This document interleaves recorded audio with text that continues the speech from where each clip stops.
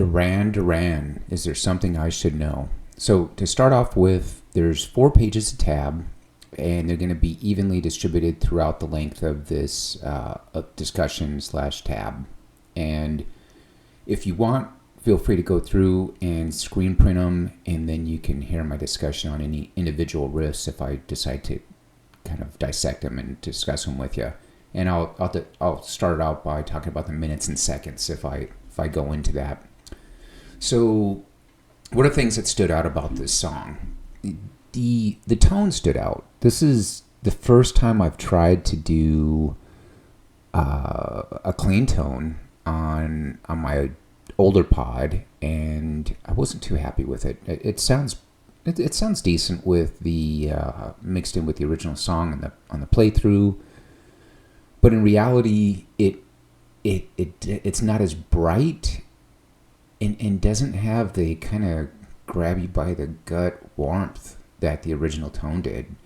So that just kind of left me scratching my head a little bit, thinking, okay, is the pod not that diverse? Is it me? And it's a good chance it's me, since this is really my first attempt at it, and there was a couple amps that I didn't think would cut it, but maybe with some tweaking the other ones would have. But ultimately, I think it's not that easy dialing in a clean tone. I think if you would have asked me what would be harder, a heavy gain tone that's dialed in, or a clean tone, I would have said the heavy gain tone. But I'm starting to think there's some more nuances going on with the clean. A lot more effects and a lot more treatments that you can do on there. And I was reminded of a really old school problem that I had dialing in the tone, is getting enough volume. I used to have an old Randall head, and the clean channel took some gain to get volume out there. So if I wanted to do a heavy crunchy rhythm and do something clean, I'd have to add some gain, and it would just slaughter the clean tone. So I kind of ran into that even with the pod. It was I wasn't able to really get much volume out of it in comparison to what I can normally get out of my gain tones. So where does that leave us? If you're able to dial in a good clean tone and you got that skill set, you probably earned it through hard knocks, and congratulations, because I'm discovering it's not that easy. The riffs. So I'm looking at what I have as page 1, and so I'll start off at 1 minute and 5 seconds. Odds are I got this wrong, but it was close enough. And what did stand out to me about this riff, besides my challenges of thinking, did I get it right? Is my pitch on? Was that doing a bar on the bottom 2 strings kind of sounds like a harp. So yeah, if you ever want to make a harp kind of sounding noise with your guitar, bar the bottom 2 strings, and that sounds a bit like a harp.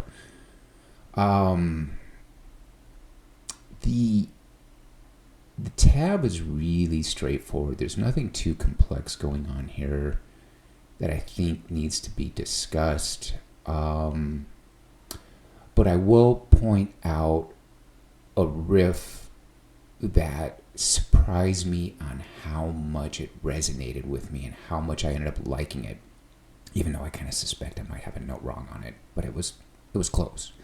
So starting at 3 minutes and 3 seconds, there's on the G string, there's a 2nd fret and then open G, and then on the B string hit the 3rd fret and then open G again.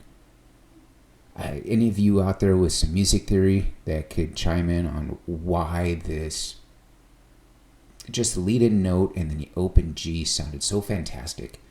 It left me thinking, geez, I'd like to write a song and incorporate this more into it, because I didn't really even notice this was there in my listenings to the song over the years, and even until maybe halfway into transcribing it, where I was like, okay, now there's these nuances, let's see if I can pick up the nuances.